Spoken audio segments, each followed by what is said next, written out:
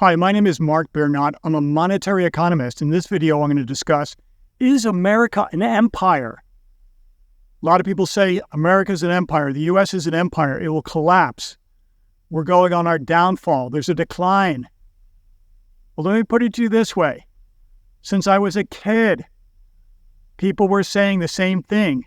There were these two economists, Dr. Doom and Dr. Gloom, when I was a kid. And then to paraphrase Twilight, how long have you been a kid? A teenager. For a very long time. So, as long as I can remember, and as long as my parents can remember, people have been predicting the decline of the American empire, the collapse. Let me put it to you this way. That claim is incorrect based on the fact that the U.S. is not an empire. Three criteria, I can make that claim that it's not an empire. 1, governance. 2, international relations. 3, culture. Let's take a look at international relations. People claim that we're all over the world, we're exerting our influence as an empire. First, it's soft power. I'm American, but I'm also a European citizen. We love Americans. Americans have this idea, you be you. We don't want to override Finnish culture. We love Finnish culture. We don't want to override, Polish culture. We love Polish culture. We don't want to override Italian culture. Americans flock to Italy. Europe, you be you. The rest of the world, you be you.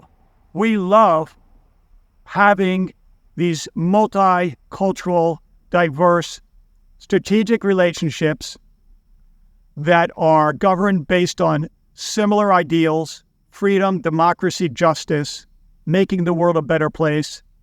We have these strategic alliances to guard against dictators like Russia, North Korea, China, Iran.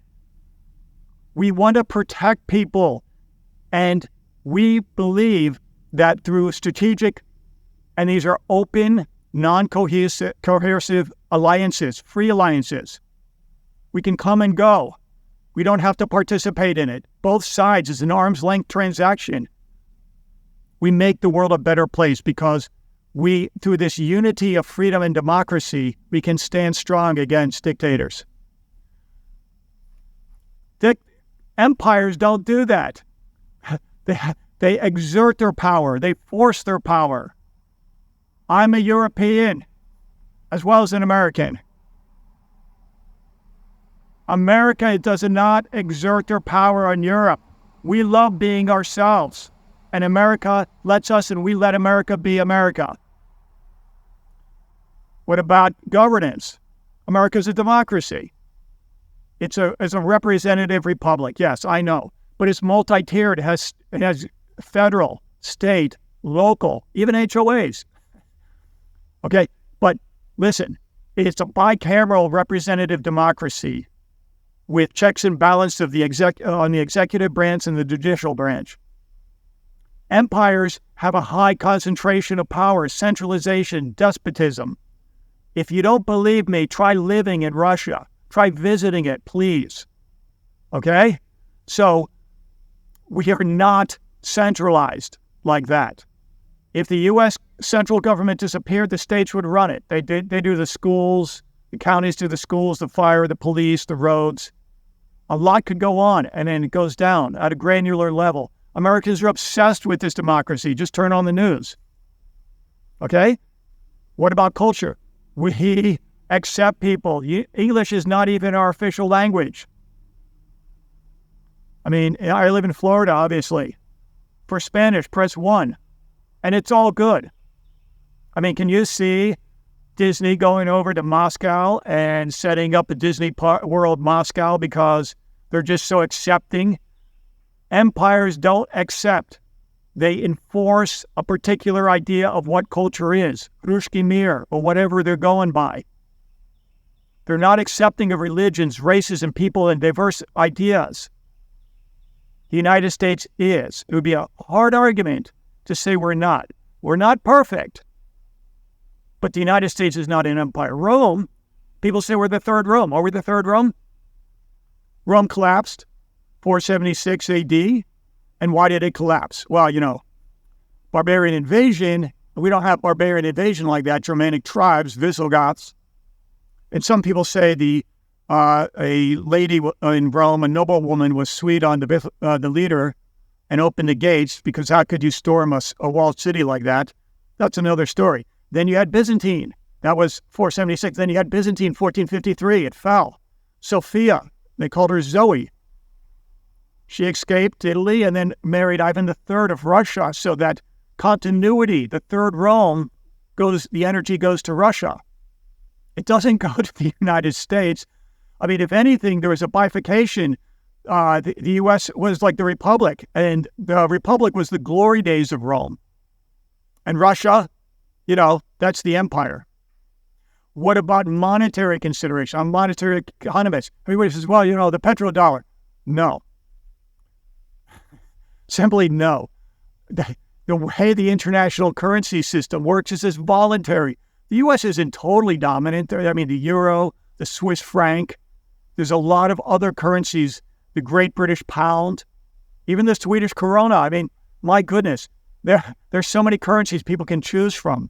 It's all about choice and freedom. So we are not an empire. What about territories? Yeah, Puerto Rico, let's say that. They have the right to, not be a part of this, but they don't have to pay federal tax. They're U.S. citizens. They get a lot of benefits, and we get benefits from them. So there's something called competitive cooperation. Cooperation is the buzzword of the future to make the world a better place.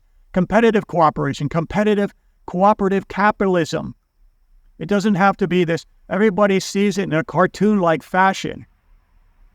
A comic book fashion, that capitalism is either, this or that. It's not this or that.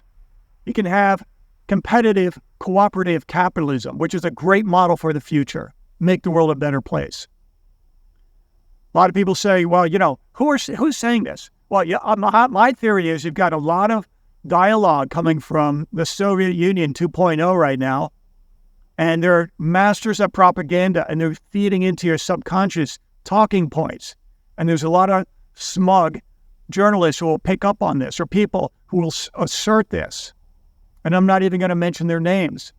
They'll be bringing up debt cycles and things of that nature, and they'll just become Russian repeaters. They'll become propagandizing this idea that America's an empire and that we should.